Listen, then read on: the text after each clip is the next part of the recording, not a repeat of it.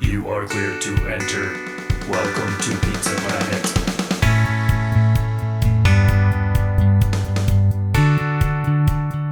Welcome to Pizza Planet, a Pixar podcast. I'm Ben. And I'm Gareth. And we're your delivery guys. Bringing you a square box of round, hot, cheesy Pixar goodness. We've got a bounty of slices in today's feast, so let's dig in. Welcome to Pizza Planet. We got to sync our voices because that's what we do for the robots. We need to figure out what like our sign on is gonna be like when. I guess we have an intro song. Yeah, we already have the intro. Yeah. Well, this is surreal because this actually is starting to feel like a podcast. This is like our third episode. Yeah.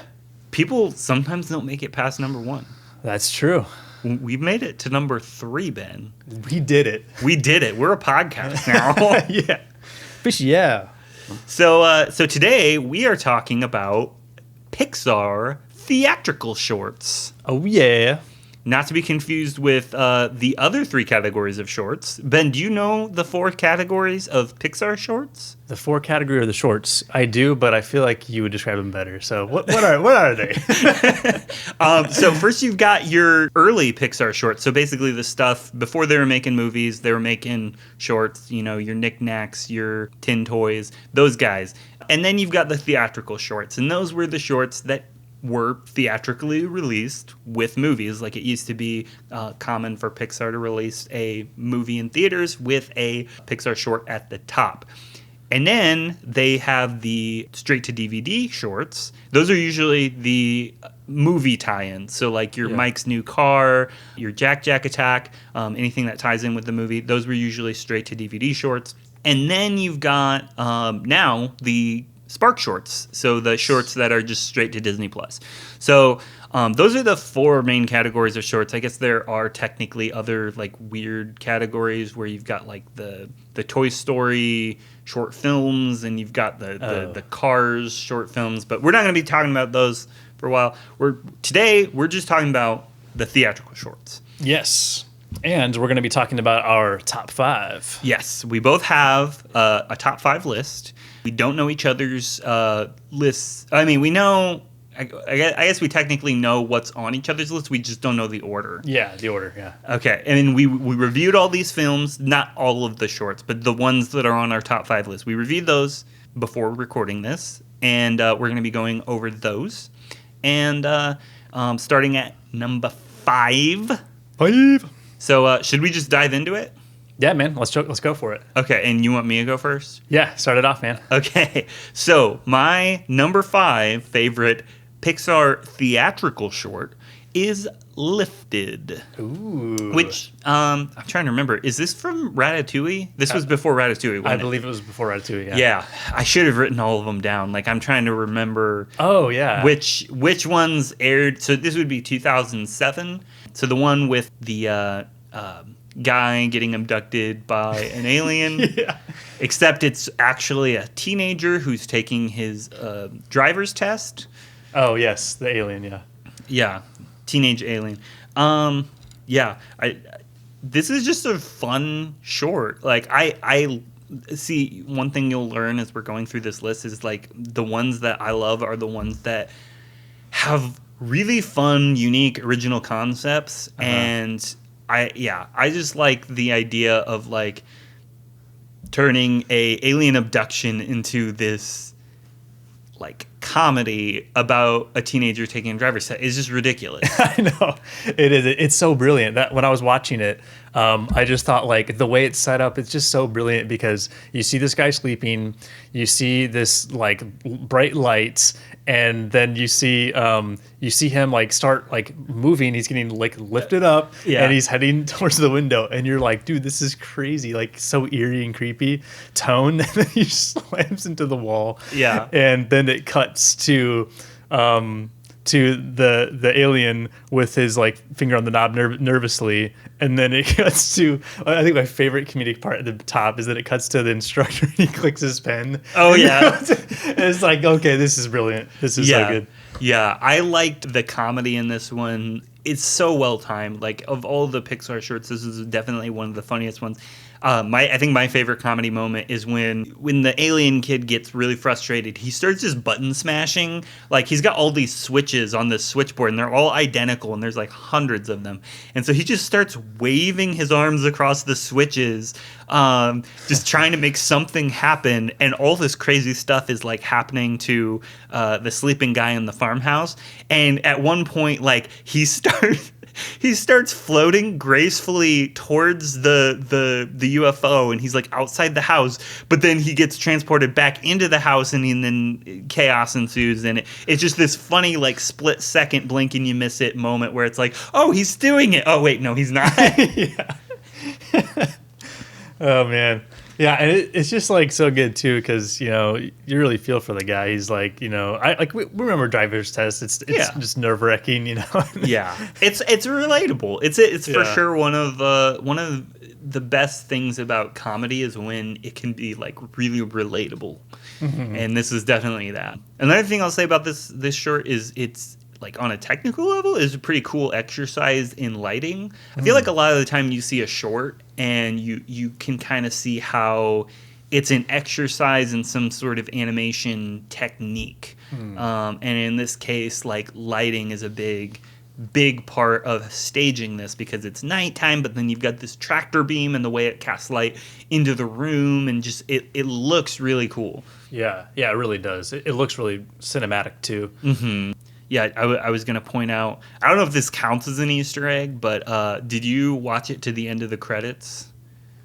I don't think I did. Okay, because during the credits, I don't think there's any music in the credits, but during the credits, like, you can just hear, like, I think it's just sound effects of him sleeping or something like that, and then him waking up. Oh, and yes, then, I did see that, yeah. Yeah, and then at the end, like, you hear him, like, get up out of bed, and then he falls and screams, and it's the Wilhelm scream. Yes, I did catch that. Yeah.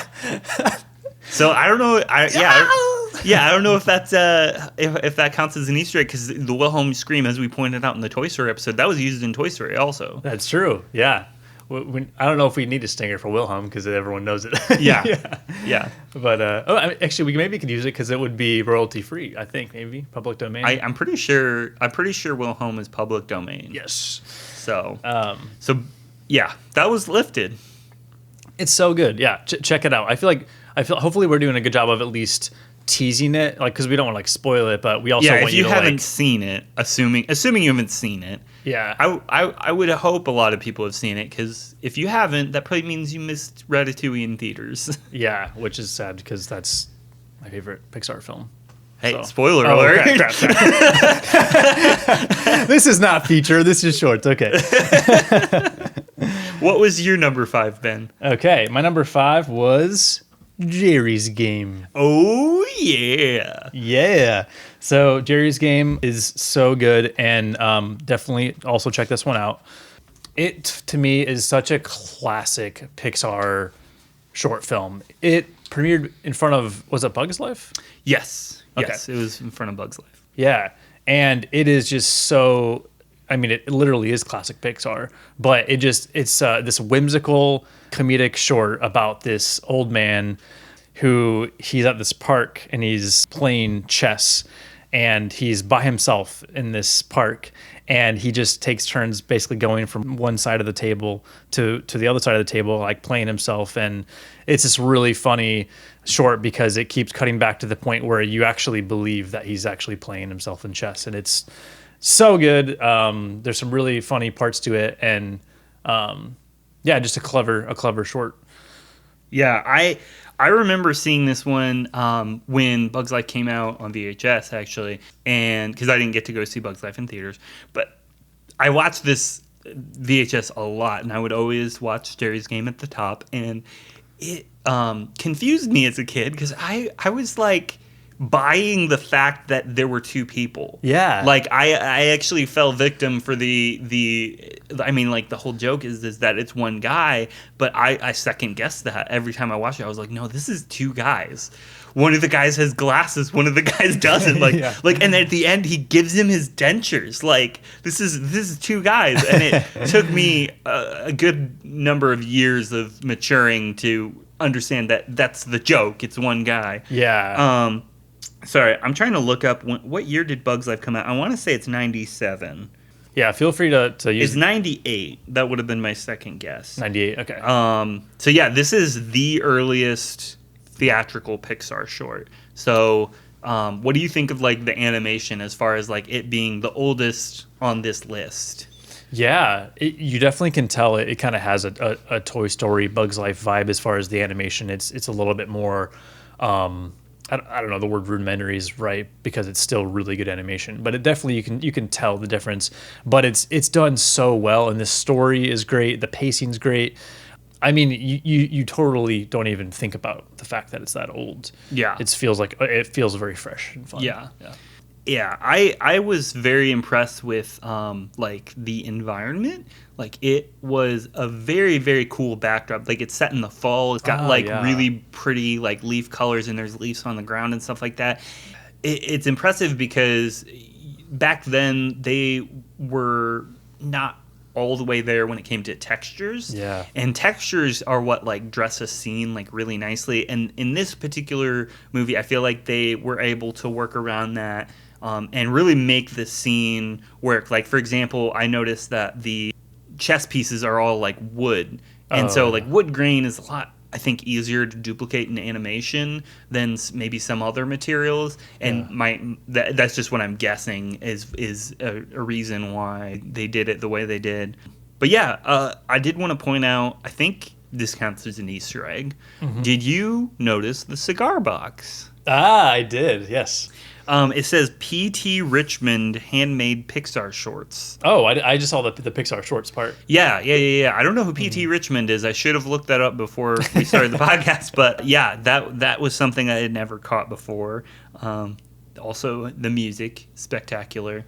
Yeah, who was that? Who did the score? Was it? I don't know who did the score. Okay. But it's just an iconic riff. Like it sounds like maybe it's accordion or something, but it's a very, I don't know what style of music you would call it, but it's a very singular sounding song where you can play any like 2 seconds of it and it's like that's the soundtrack for Jerry's game.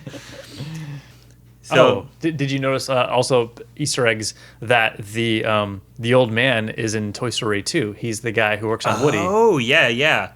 So that technically counts as an Easter egg for Toy Story 2. Yes, you're right. Yeah. Jerry will make another appearance. Yeah. Oh, and I was gonna comment when I watched this. So we reviewed this obviously a few days ago. I was impressed with the way it was directed because as a comedy, because he's one guy, but there's these two personas. And it actually gets you to root for one of them. Oh, yeah. Even though it's the same guy, that's just hilarious to me that you're still rooting for a specific Jerry. There's two Jerrys, and you're rooting for the one that actually ends up cheating in the end. Like the one that's playing fair. And that's just such a bizarre like storytelling. Like the fact that they pulled that off is just hilarious. Yeah, it really is good directing, and the acting that Jerry does in both of the people is really good because it really does make you believe these are two different people. Mm-hmm. His mannerisms and the way he talks, and that was one of the things I wanted to note too, is that so Toy Story 1, it's toys mostly. Yeah. The humans are kind of like, it's very like minimal showing the humans, and then Bugs Life, you've got bugs, and then Jerry's game, it's all Jerry. It's a human, which I assume is way harder to animate, and it looks great, and like all the little nuances in his performance and his facial expressions that really sells the short are done really well for its time. Actually that's a really good point. I hadn't considered this is the first major human character to like star in a Pixar property, if you think about it, because Andy's in Toy Story, but they purposefully underused his screen time. That's for a reason. And then this movie is this short is entirely focused on one guy, so that's actually really impressive. It's just so funny, the dentures gag. When he gives himself the dentures, and his laugh is iconic. It zooms out and he's in this alone park. I'm almost afraid to ask, but like I'm wondering if either of us can do the laugh, the Jerry laugh, the hee hee hee hee hee. That's pretty good. It is a very distinct laugh that he has. All right. Well, Should we move on to number 4? yeah, that was Jerry's game. So my number 4 is Day and Night. Cue up Ooh. Kid Cudi. Yeah, right. Day and night. Yeah, so Day and Night, that one I know for a fact is from 2010 because I remember it played in front of Toy Story 3. Oh. Big fan of Day and Night. Yeah. I feel like I have a big appreciation for this one for a number of reasons. Let me just go down the laundry list of reasons. Yeah. This is a masterpiece in my mind. So it's a great exercise in sound effects because it tells an entire story just using sound effects. Right. It's innovative in the way it blends different mediums because it's using 2D animation and 3D animation in like a way that I had never seen before. Like when this came out, like it was just such a cool visual using those two styles, and I really liked the character design because it seemed to invoke like 1970s Hanna-Barbera characters. I don't know if you noticed that, but the way the two characters Day and Night are animated, they look a lot like Hanna-Barbera characters, which I appreciate. And I just wanted to emphasize that like the storytelling, like the message, there's a message to this short. At the end, it has kind of like this emotional moment where they hear this radio broadcast where I assume this is a existing speech given at some point. I should have looked up who it was. Yeah, I wondered who it was too. But them like hearing this speech and then kind of realizing that differences are okay and like differences can be a positive thing. Yeah. I loved that didn't feel jarring or shocking. Like you have this hilarious setup and then it's got this emotional payoff that doesn't really take away from the humor, and the humor doesn't take away from the message. It blends really well, and that's like a really hard balance to strike, I think. Yeah. So yeah, the humor, the creativity, the experimental animation is just very and it's got a thought-provoking message, and yeah, I just love this one. Yeah, I'm really glad you brought this up because it really is such an interesting film visually. It's just like, I remember watching it being like, this has never been done before. Mm-hmm. Like just thinking about that, and like it's just so cool when you see how they overlap and reveal things. Yeah, should we maybe describe this for anyone who hasn't seen it? Yeah, we should. Well, go ahead. Oh yeah, I mean, it's so interesting. I'll do my best to try to describe it because it's such a visual like thing. But basically, there's these two characters. They're I don't know how you describe their outline, them. their body outline. Yeah, their body outline. I don't even know like it's they're like a window. Yeah, but they're like themselves are like this kind of like almost like a dwarf kind of character. I don't know how you like a blob. Oh, you mean their own character design? Yeah. They're just like little cartoon guys. Yeah, little cartoon guys. And they're windows, so you can see right through them. Everything's black around them, but you see their outline, and it reveals like 3D animation behind them, and one is day and one is night. So everything that is behind night is like landscapes that are happening at night, or things that are happening at night, and then the day is all during the day, and they're both interacting with each other. But like whenever they like overlap, it's the same. Like they're both background. windows into the same landscape, yeah. Same world. Yeah, but they're just two different times. Yeah. Oh yeah. Right. Yeah. Yeah. Two different times of the day. So yeah. It's so cool. And to your point about like the message, they realize at the end like they kind of like. They need each other, like when the sun's like setting in one and the sun's rising in the other one, and then they both come and the sun's like circular. Yeah, this is a cool moment, and then it like switches. Then one's day and one's night. Yeah, it's really cool. One thing that I was going to point out, I noticed a potential precursor to a moment in Turning Red in this particular short. Okay. There's a moment where there's a swimming pool, and whenever Day stands in front of it, there's like a bunch of girls in swimsuits like playing around the pool, and Night sees this and he like kind of like howls, like cat calls them or whatever. Yeah. And it immediately brought to mind when Mei Mei is running past the convenience store. And she stops to gawk at the clerk, and she goes, "Awooga!" Oh yeah, That's good. So, anyways, that's Day and Night. I'm a big fan. Yeah, dude, it's awesome. And I was just gonna say real quick too. What you mentioned how like they were able to have this like touching moment at the end in the midst of a really humorous story. It reminded me of another point I wanted to say about Lifted was that it's so funny, that short, but one of the coolest moments that happens at the end, and it's really what makes it a Pixar short. As compared to just another. You're studio talking about short. Lifted? About Lifted, yeah. Yeah. Is, there's a great comedic short. Everything's so great about. They could have ended the film and it would have been still like amazing, right? Yeah. But then the teenage alien gets help from the instructor and gets the guy abducted, and then they release him. And then they're like about to drive away to like leave, okay? And then the teenager is like, really upset and like teary-eyed because he did terrible. And then the instructor like looks over at him and like has empathy for him, and then just like takes the steering wheel and then like nods to him and then allows him to drive away. And then the teenager gets really excited and he leaves with the ship. And it's just such a cool little moment between this instructor and the teenager, and it's like it works so well. Like it fits in with the comedy, and that's just a note that with these Pixar shorts, I mean, they've successfully found a way with the Pixar recipe. They found a way to do it in shorts too. Yeah. You've got everything. Like you've got comedy, you've got a really good story, you've got these touching Pixar feels moments. It's just amazing what they can do in like a few minutes. So anyways, just wanted to brag more on these shorts because it's really amazing how they pulled this off. Yeah, for sure. So, okay. Moving on to number 3. Number 3. Is it my turn? Or no? No, you haven't shared your number 4. Yeah, number 4. I was about to say. Oh, well, number 4 was Lifted. Oh, okay. So my rant about Lifted was worth it because okay.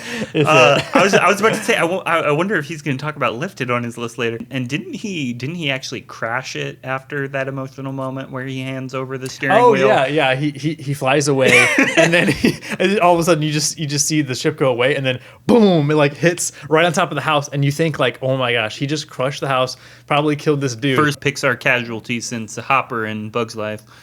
Yeah, right.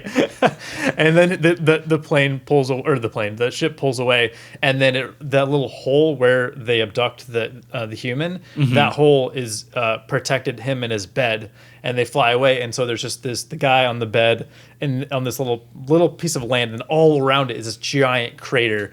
And then it goes to credits, and then, like we said earlier, at the end of the credits, you just hear him like waking up, and then so Lifted, so good. Actually, I take back my previous statement. Incredibles had some deaths in it. Oh, Syndrome died, and then before that, there was some off-screen deaths like Gazer Beam. Well, there's some theories about Syndrome. I think about really. him. Maybe We'll have to get into that in another podcast. Yes, But yeah, so that was our number 4s. So Day and Night and Lifted. My number 3 was Jerry's Game. Hey, nice. Hey. So we already talked about that. What was your number 3? My number 3 was Partly Cloudy.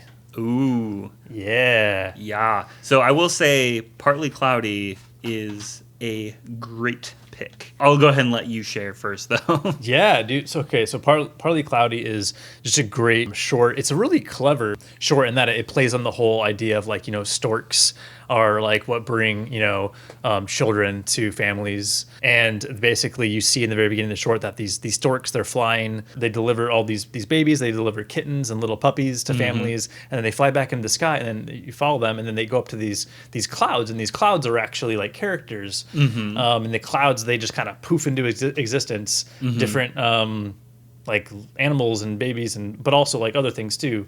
Yeah. And then so anyways, the story follows this one cloud who everything he makes is just like very dangerous animals and like not fun things to be around. And the stork that's paired with him is just like, you can just tell he's been through the ringer. I mean, he's got feathers falling off. He's like bruised and like doesn't really walk right. He looks slightly singed. Yeah, singed, a little mangy. Anyways, the story plays with their relationship between this cloud guy and this stork, and the film just really moved me because it shows unconditional love.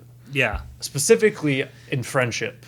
How sometimes there are people in your life including we are like this too, where we can be a burden to other people, other people can be a burden. I mean, that's just life, right? And this call to like, even if, you know, like sometimes love costs you. Yeah. And this stork is just like always there for his friend. And there's a really cool moment at the end where you think that he's leaving his cloud friend, and the cloud, like, you know, starts crying and turns into rain, and he gets mad. It's a thunderstorm, but the stork comes back, and he's got on like protective gear, and he's like ready to go for his friend. And it's just a really touching message. Yeah. I really like this one. I don't want to spoil what else is on my list, but yeah, this was almost on my top 5. It's definitely my top 10. Yeah. And I just wanted to highlight one thing. Looking at all the shorts this week, kind of like looking over some of the behind the scenes information, one thing I noticed, I could be wrong, but I'm pretty sure that this is the first time a Pixar short director went on to direct an actual movie, because that's becoming more common now. Like, we've got Enrico Casarosa and Domi Shi are both now featured directors who had previously done Pixar theatrical shorts. But this movie was directed by was it Peter Sohn? Yeah, Peter Sohn, that's who it was. Yeah. And so he went on to direct The Good Dinosaur. So I believe that this was the first Pixar theatrical short to have a director that went on to do a feature. Oh, nice. Yeah. So, yeah, Peter Sohn, big shout out to him. He's, if you don't know, if you're listening to this and you don't know who Peter Sohn is, he's the voice, actually, of a lot of Pixar characters. Oh, cool. Yeah. I think he's best known probably as Squishy in Monsters University. Oh, nice. I think he voices somebody in Toy Story. I can't remember who. And then he is going to be Socks, the robot cat in the upcoming Lightyear movie. Oh. But yeah, if you look up his IMDb, like he's done a lot of Pixar characters. So. Oh, very cool. Yeah. What was your number 3? Oh, well, first, before we move past Partly Cloudy, I did want to highlight something. I think that this score was by Michael Giacchino. Because this one, right. This one I think played in front of Up. So this one would have been 2009, I think. Oh yeah. Huh. But Up was famously scored by Michael Giacchino. So I think he did the score for this too, which is pretty cool. Oh, that makes sense, because there was a part that I was like, oh, this kind of reminds me a little bit of the Up soundtrack. Yeah, I think that it was Michael Giacchino. And I was also going to highlight the fact that watching it this week, this is the first time I noticed a detail that I had not picked up on before. Okay. At the very end, the stork goes over to the other cloud, one of the other clouds, and does this kind of fake out thing where the cloud gets really sad or really angry and then kind of sad, and he thinks that he's abandoning him. Well, then he comes back with football gear, like saying like, hey, like I'm ready now. Like, I've got protection or whatever. Yeah. And what I had never picked up on is at the very beginning, we see that same cloud that he goes off to make a football helmet. Oh. Because he was the one who was making a human baby, and he gives it a football and then puts a football helmet on it. Yeah. And so that was literally foreshadowing, like this is how he got that football gear. Yeah. Because this guy specializes, I guess, in making babies that play football or something like that. Yeah. So yeah, I had always thought that was kind of random, and now I'm like putting 2 and 2 together and like, oh, okay, it's like it's all foreshadowing within the movie. But yeah. And I also just wanted to highlight how adorable the babies all are. Even like the babies that the main cloud, the dark rainy cloud, makes. He makes a little baby gator, he makes a little baby ram, he makes a little baby porcupine, a little baby eel. And I'm disappointed we didn't get to see the baby shark. Oh yeah. He just shapes it, and then we never actually get to see it, but I bet that would have been cute too. Yeah, it was cool. And it also plays a lot on another message besides, like, you know, just you know, the people in your life that we're called to love, no matter how hard it may be. It also has a message of like the comparison game, where you look at other people and all the things that they're doing. You know, I think about like social media. It's easy to like see people like on vacation and stuff, and you're like, oh man, like my life's not like as good as theirs. Yeah. And so it kind of plays on that too. So anyways, a lot of good messages. Definitely highly recommend checking out Partly Cloudy on Disney Plus. Yeah. So I think we're up to number 2 now. Number 2. Number 3, my lord. Pick number 3, my lord. Ben's holding up 2 fingers. So that's not a Pixar reference. We can't do that. Yeah, DreamWorks crap. Get out of here. We don't think DreamWorks is crap. No. We just don't acknowledge it at all. Yeah, we just don't talk about it. No, We don't talk about DreamWorks. Wait, but that's Disney. That's a Disney reference that's not Pixar. Oh. We don't talk about Disney. Isn't there a Bible verse about a man cannot serve 2 masters? Or whatever? Yeah. No, can't we just say that we love, we love Disney, we love DreamWorks. All animated movies we're big fans of, but I mean we're not about to say that they're as good as Pixar. No, we bleed Pixar blood, whatever that means. Whatever that means. Okay, so anyways, moving on to number 2. My number 2 is Bao-ndin. Oh, interesting. Insert air horn. Brr, brr, brr, brr. So yeah, Bao-ndin is a 2004 Pixar short. It played in front of The Incredibles, and it's their first musical short. I feel like a lot of people give Lava a lot of credit. Oh, yeah. This is the precursor to Lava because it's also a narrated musical short, very similar style, but this one's got like a Western theme. So it's about a sheep in the desert who gets shaved one day, and then he's embarrassed about it. So then a jackalope hops along and sings him a song to give him self-confidence, and they bounce. That's the whole song is Bao-ndin. Bound and rebound. Yeah, and that kind of restarts or kicks off the sheep's confidence, self-confidence. And then he feels better. So it's just like a really cute, short little thing. But it has always been one of my favorite Pixar shorts ever since I first saw it. Partly because I'm a sucker for jackalopes. I love jackalopes. I've been to Arizona and I've seen some jackrabbits relatively close, like up close, and they are cool animals. Like if you're thinking that a jackrabbit is literally just, a normal rabbit, like a normal bunny, like what we have here out east. Like we live in Indiana, and so the bunnies here are just like fat little garden eaters.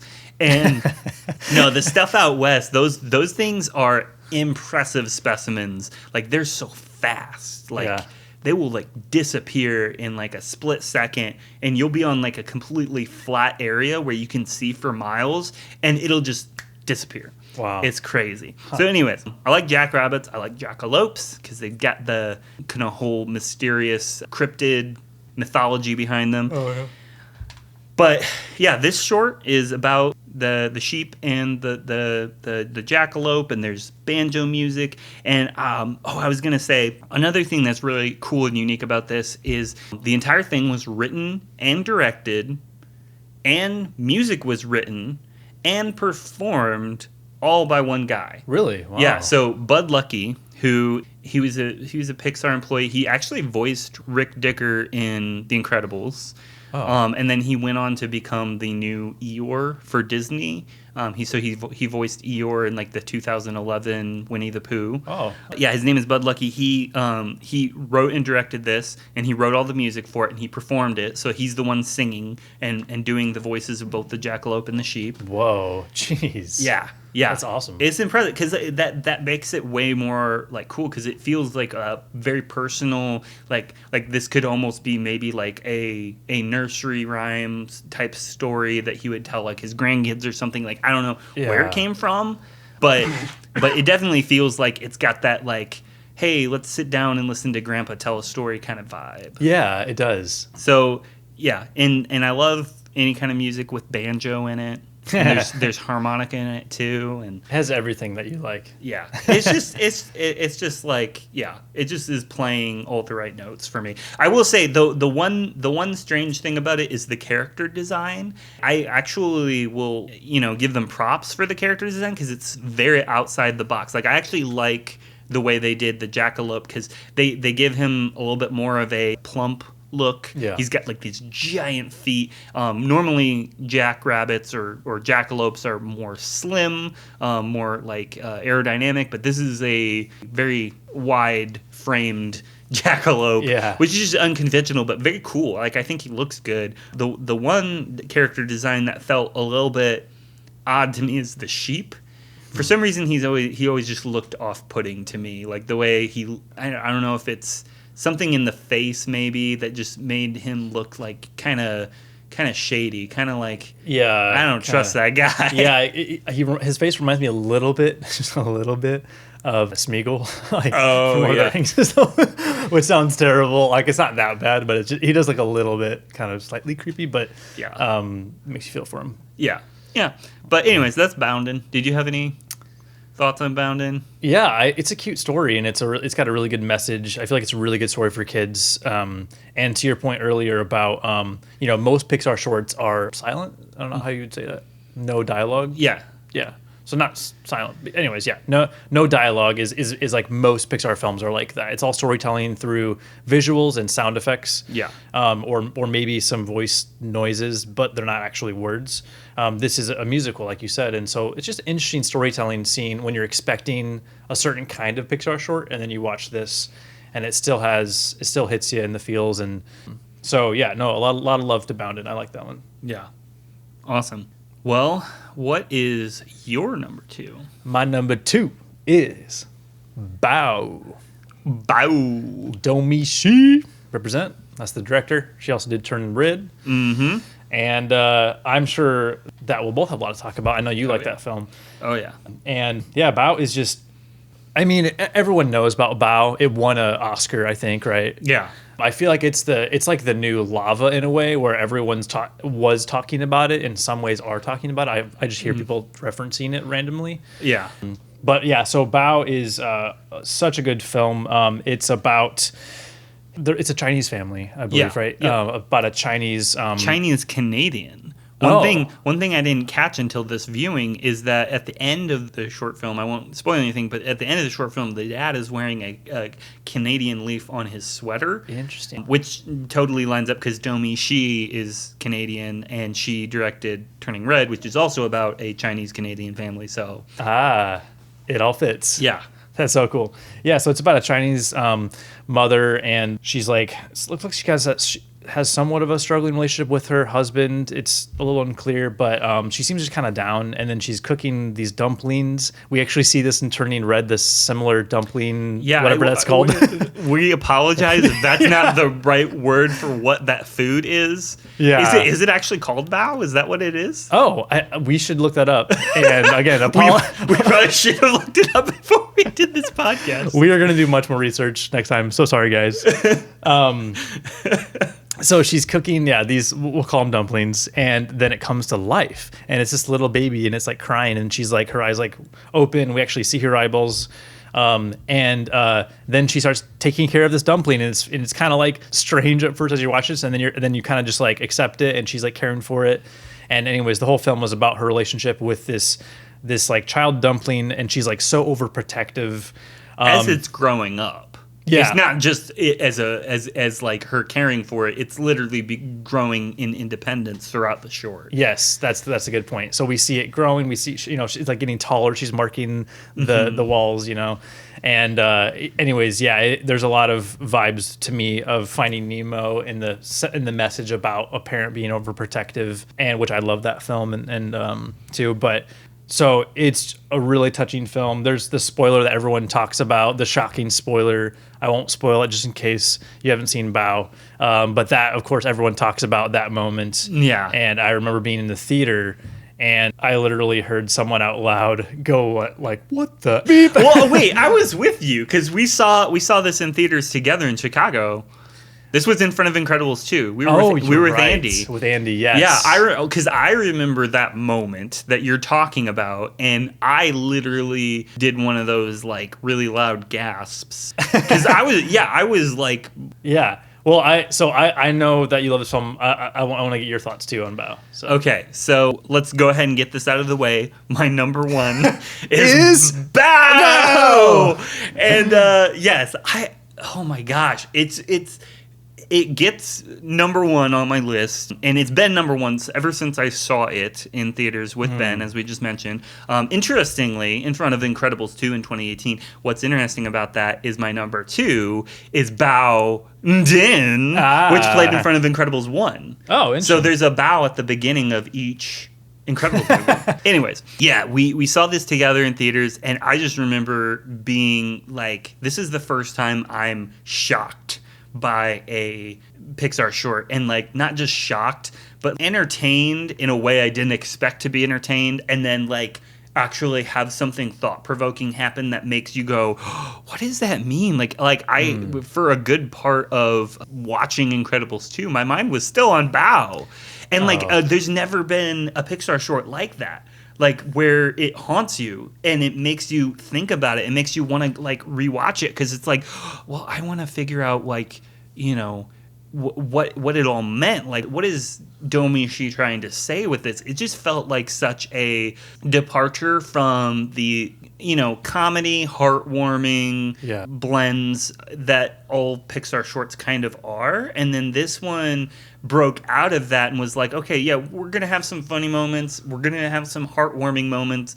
But mostly this is just going to be you staring at the screen going, what is going on? Yeah. And then climaxing it with that moment that Ben is referring to, like that shocking moment where you're just like, what did I just watch? Yeah. And it's just so brilliant. Like, I give this movie so much props. And, like, everything about it's unconventional. Like, even the character design, this was a completely new direction for character design, too. Because you've got these kind of, like, disproportioned humans who have, like, this kind of, like, I don't know, boxy kind of appearance. Round. Yeah, and they've got, like, really big heads. And it's just a very, very different look for Pixar. And it's such a weird movie, and maybe that's why I like it. Yeah. What were your thoughts on watching it the second time? Or not second, I should say. This week? Recently, yeah. Yeah. I definitely think it holds less value maybe every time you watch it because you already know what to expect in some regards. But at the same time, it's just there's still a lot to analyze about it. Like, there's still some threads you could follow that might bring you to new thoughts or new perspectives, new insights into it. I do really like the first time watching it best though, and I don't think that the rewatchability factor is necessarily plays a huge part of my ranking of it, but it definitely is so incredible the first time you watch it. Yeah. So when I first watched it, I was with you, obviously. Yeah. I did not fully grasp the meaning of the. Well, I didn't either. Oh, okay. See, I should clarify. I watched it several times after that. Like, as soon as it became available online, I watched it several times. And so this isn't like my second or third time watching it. Yeah. And maybe that's why I felt like there wasn't a whole lot of value to watching it this week specifically, because I'm kind of familiar with it. But anyways, continue. No. So when I rewatched it, this is, I think it might be the second time I've seen it, or maybe third. But so for me, I won't spoil the moments, but I think it's okay for me to talk about the message it kind of brings. And to me, I was like kind of blown away by the film. Mm-hmm. It was going to be like a lower number on my ranking, and then when I was now able to fully understand the film, and especially in accordance with the moments, the shocking moment, it was a game changer for me. Oh yeah, because I realized like she is so overprotective. The mother is so not wanting her son to live his own life. She's so like gatekeeping about him that she does something that literally prevents him at all from living. Mm-hmm. She's totally taking everything of him and into everything of her. That's all I'll say. Yeah, but it's like it is a shocking moment, but you realize like that is the epitome in a very a metaphorical way. That is the epitome of holding someone back. Yeah. Yeah, and it's like chilling because you realize like it's relatable in a way. Like I could see as a parent how I could feel that way. Yeah. But it's also just it's a brilliant metaphor. Is I guess what I'm getting at. Yeah. Yeah, and that's what I love about it is you definitely need to be able to process it. Yeah. Which isn't true for every Pixar film because, like, for example, just going off the top of my head, Day and Night, there's no processing that happens after watching that. The message is told to you at the end. Yeah, that's fair. And there's nothing wrong with that. I'm not saying that's a bad thing, but I am saying that this one, Bao, does something that Pixar shorts don't normally do, which is they make you work to understand it. Yeah. And you have to do some processing. You have to do a little bit of deeper thought, a little bit of accepting of the rules of the narrative. Like I said, it's such a weird movie. And if it weirds you out too much, you might miss something. Yeah, right. I think that's what I was so weirded out initially. But then once I thought about it, and I also wanted to ask, what was your Pixar feels moment for that film? It would be like at the very end when the mom is on the bed and then the dad comes in and he like nudges the son. Yeah, dude. That moment was definitely a Pixar feels moment. Wait, did you record yourself crying? No.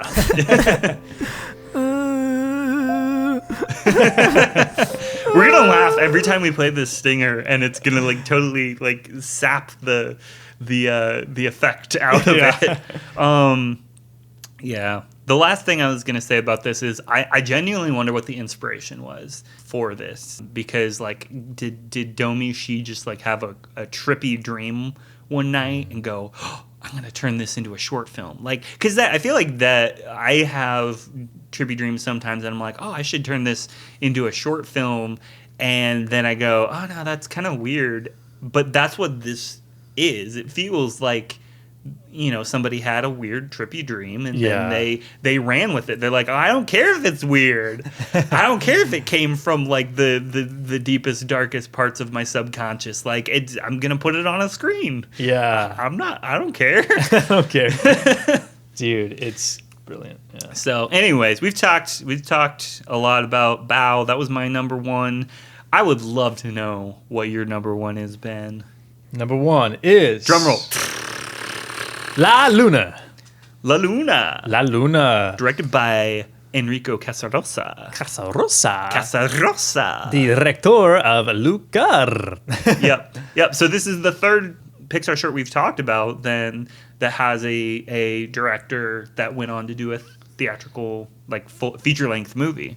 That's right. Sorry, not theatrical. Luca was not theatrical. Oh, yes, you're right. Yeah. And neither was Turning Red. Yeah. Strange times. But La Luna premiered before, what film was it before? Oh. You know what? I'm going to look it up. You start talking. To Google, away. La Luna was I'm buying time, short theatrical Pixar film that premiered before the theatrical release of the Pixar film. Hold on. Just talk about it. Okay. Just talk about it. I'll interrupt you when I get it. So La Luna, check it out, guys. It's such an interesting film, and one of the reasons why I love it so much is because it really taps into what I really like about Pixar shorts, is that they are just like it's like, I just love concepts, like very interesting, original concept. And the film is about this Italian family. If you've seen Luca, it very similar kind of area. I think that it's reaching a regional area in Italy, as what I'm assuming. And it's a family, a little boy, his grandpa, and his father. I assume they're in this boat, and it's really dark out, and the moon's out, the stars are out, and they basically pull up to this really shining. I think it's the moon. I think it makes sense. But the name of the boat is La Luna. And they pull up to the bright moon. It's like super big, super bright. And then they like pull up this ladder out of the boat, and you're like, what is happening right now? And the ladder goes up really, really high. And then the little boy, they like give him this anchor, and he starts climbing up the ladder. And this is where I remember first seeing this, and I was just so pulled in, because I was like, this is fascinating. Like, where's this boy climbing in this boat, in this ladder? He's like going towards the moon. Like, it's just such a cool concept. I'm a sucker for really interesting original concepts. And he climbs up this ladder, and then as he gets to the top of the ladder, the gravity shifts, and then he gets the gravity pulls him to the moon. Yeah. This is, I will say, this is such an intriguing world building short film. Like, you don't see a lot of fantasy world building kind of stuff, but like this is one of those shorts where it leaves you with like a lot of questions. Yeah, you're like, what's going on? How's this work? And so anyways, he gets pulled onto the moon, and then if you've ever played Super Mario Galaxy, it's like that. It is literally like, Super Mario Galaxy. That's a perfect way of describing it. Yeah.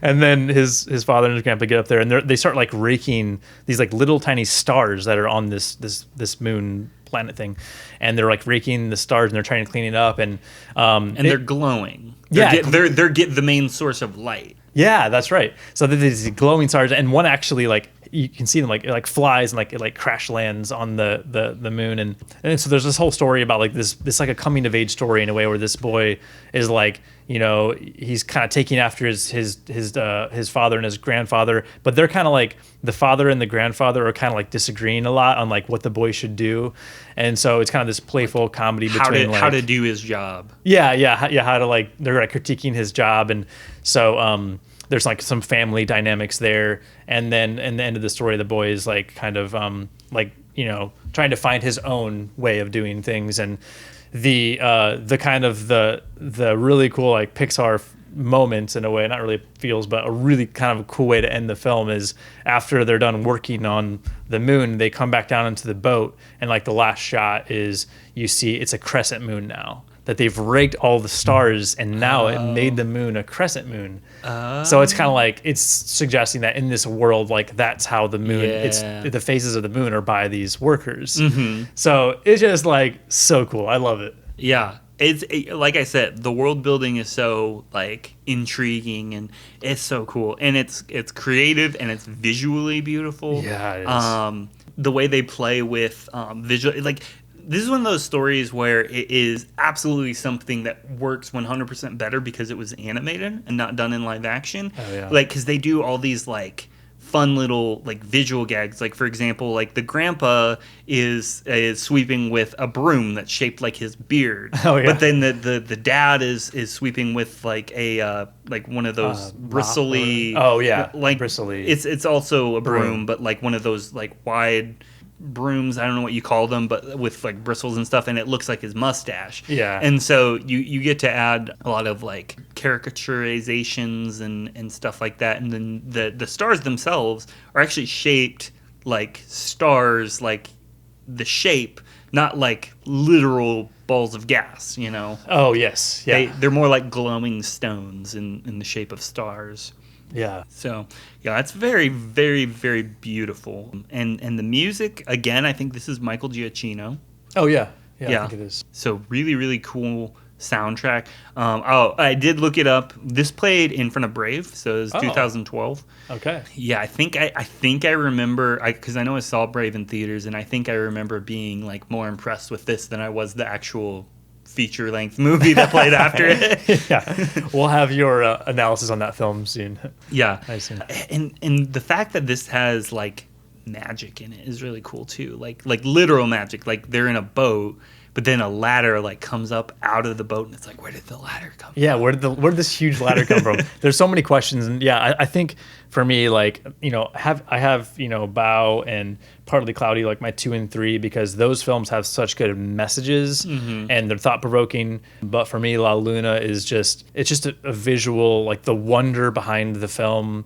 There's a lot of mystery, and it's just beautiful, and I just want to like be in the land of La Luna. Like that world just seems interesting to me. Yeah, and anytime you're addressing family, I feel like it's a really effective and powerful kind of way to make characters relatable. Because this is a generational story. Yeah, and right, you've got a lot of things like, you know, a kid could watch this and see himself in the little boy. Like an older adult could watch this and see themselves in their dad, or maybe a grandparent could see themselves in the grandpa. And it's just very family oriented. So, and I'll also point out this has the fingerprints of Luca all over it, because it's, you know, Enrico Casarosa. And I know this has been pointed out to death by Pixar fans, but the dad in this he literally is the dad of the girl from Luca.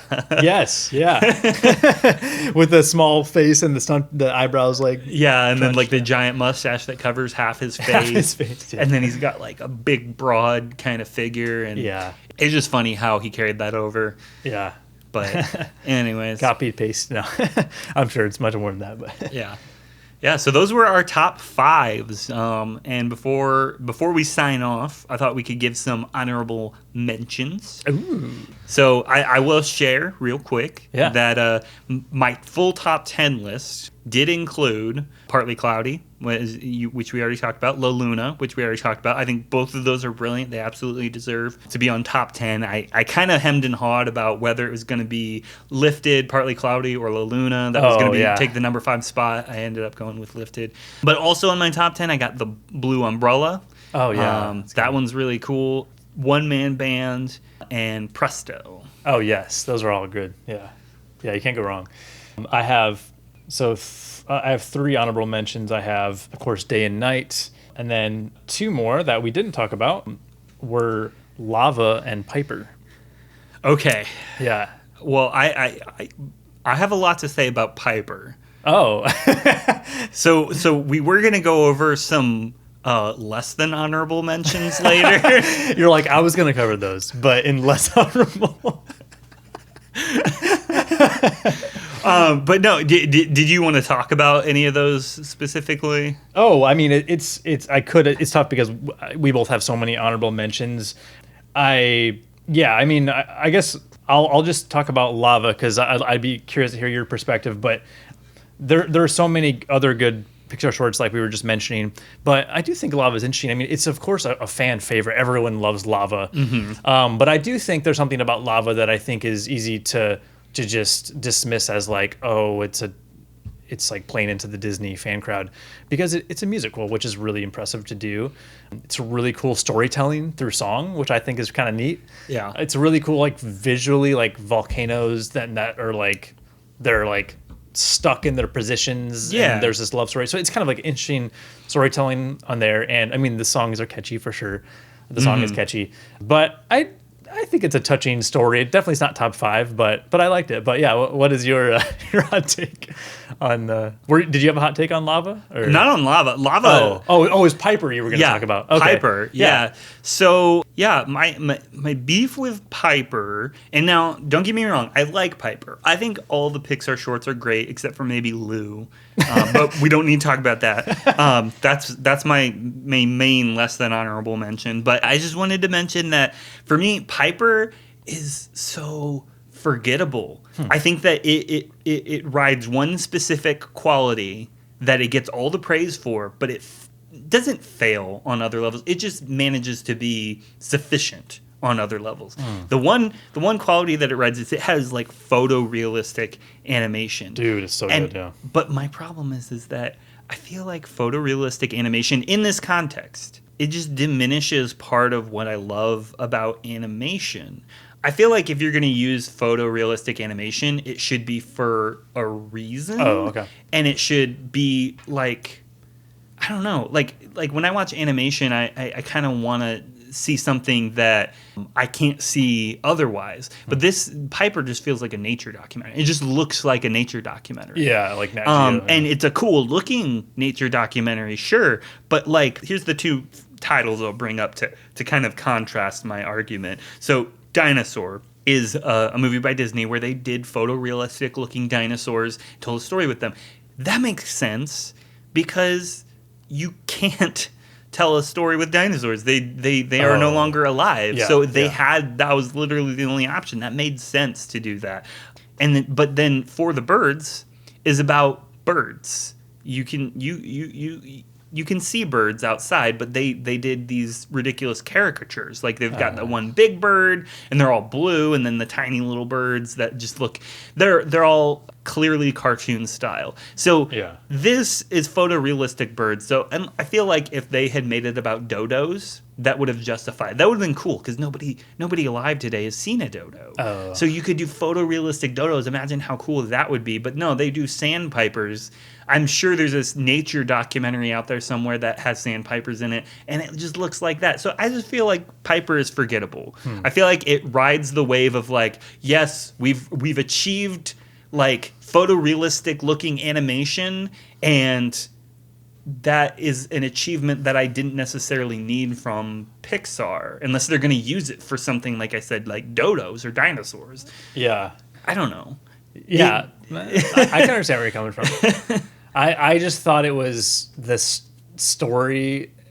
I liked how it was about like this little sandpiper who's just like afraid of the water, and like the bird, like, I think that I didn't watch it, so it's not fresh in my mind, but I remember it being like, I don't know, just like relatable. Like as a kid, you can be afraid of things and like learns to like have confidence. Yeah, it's a cute story. Like I said, it's serviceable. It's like it's definitely sufficient to be a Pixar short. But it's fair about like did it need the you know, like in Good Dinosaur, the like realistic animation that movie has.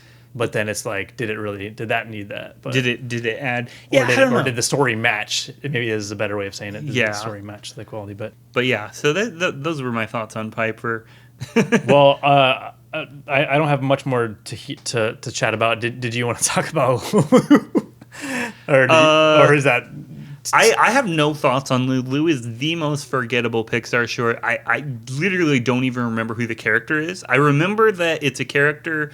It's like an elementary school playground, and I don't remember anything about it.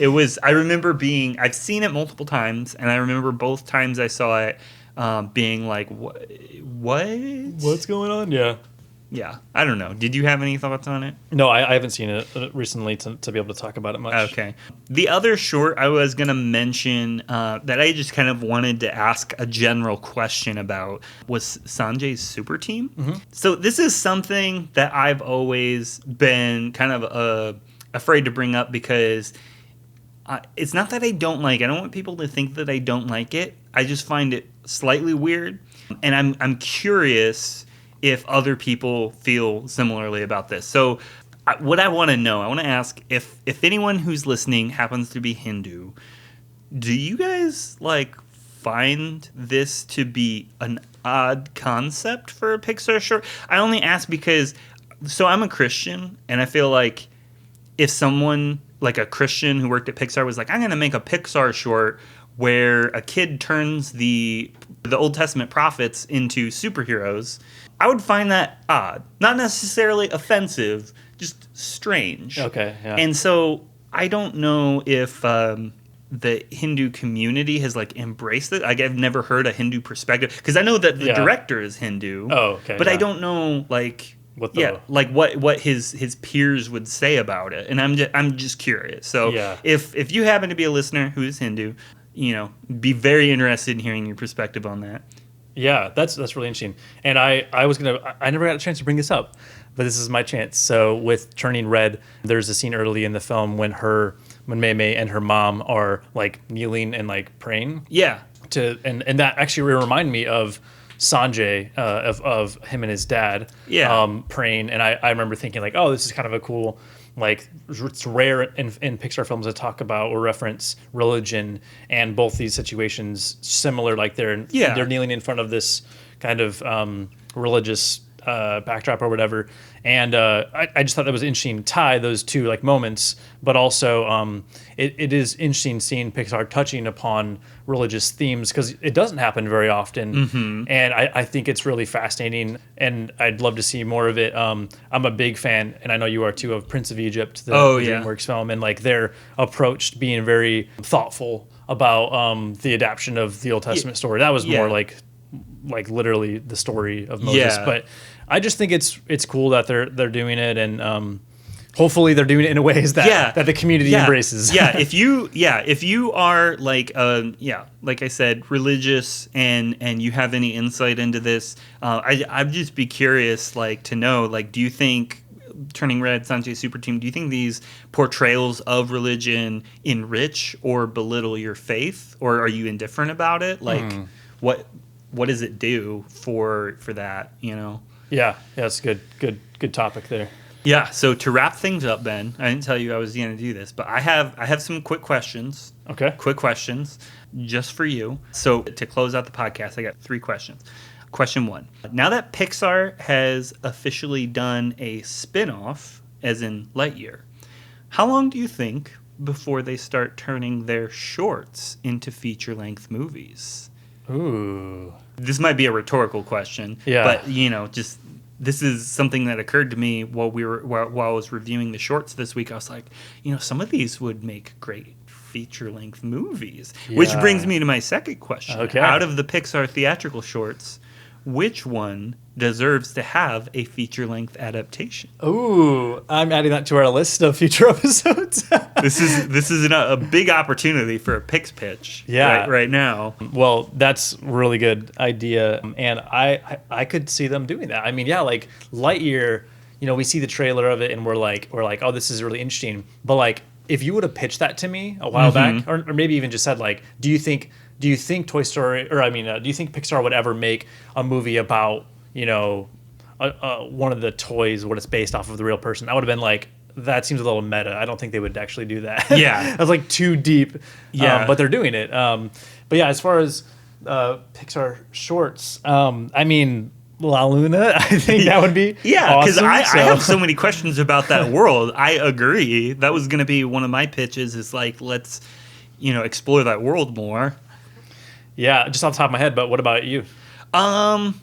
So, I mean, I would love to see a feature-length Bao-ndin, but I don't think that would happen without Bud Lucky. And so, yeah, I don't know. La Luna would be a good choice. Partly Cloudy could be interesting. I don't know for sure.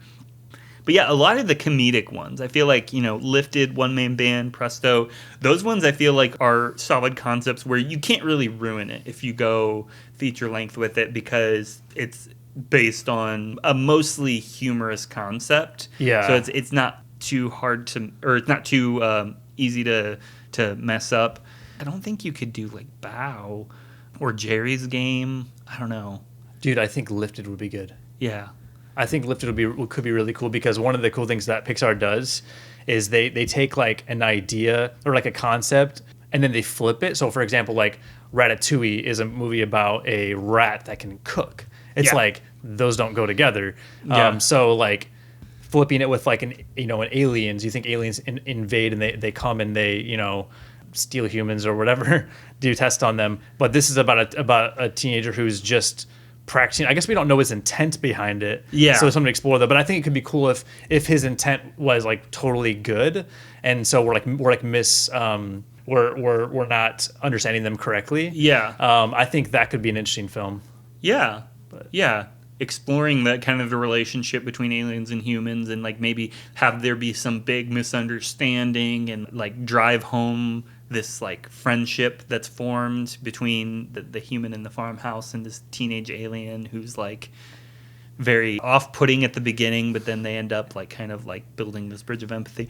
That would be interesting. Yeah. Lifted. The movie coming summer 2025. No, I'm just kidding. Yeah. We're gonna pitch it to Pete, Doctor. Yeah. So that was we'll say that was our Pitch.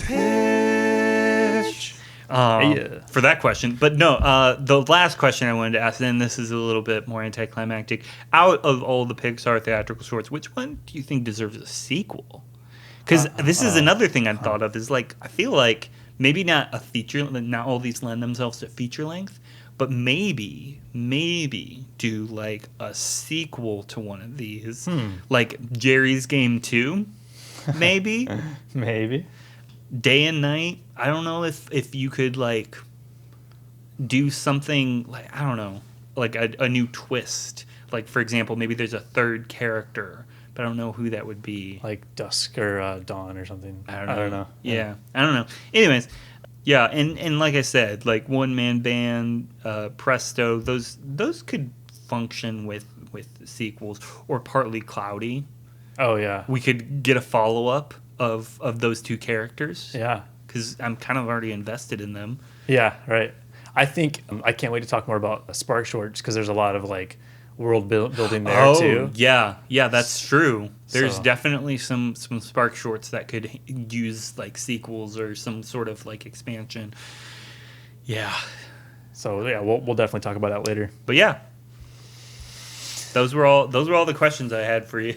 Nice. Like I said, we might have to come back to that in a future episode of really digging more into maybe once we talk about all 4 types of of shorts. Yeah. we could then pick like talk about an episode where we talk about like if we could pick one film, to adapt or to pitch. Yeah. And maybe we could have an episode about that. Pitch where it we as dig- feature length. Yeah, feature length film. that'd be awesome.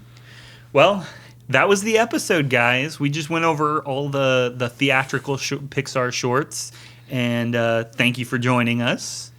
Yes, yeah, definitely go on Disney Plus and check out their theatrical shorts. Now, real quick, as Gareth pointed out in the beginning of the episode, there are different kinds of shorts. We recommend all of them. I think the way it's organized in Disney Plus is underneath the films like section. If you scroll down, there's shorts, and those include the theatrical and the pre. This is in the Pixar, specifically the Pixar hub. Yes, on the Pixar Hub on Disney Plus.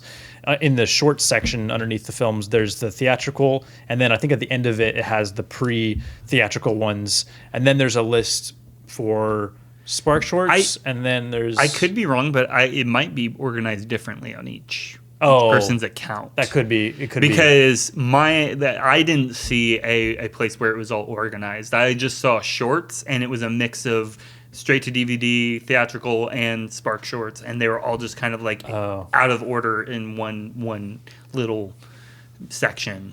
And I didn't see a section that was organized. Come on, Disney. Well, check out the shorts. All of them are great. Specifically, the theatrical ones I feel like deserve a lot of love. So go check them out. Yeah.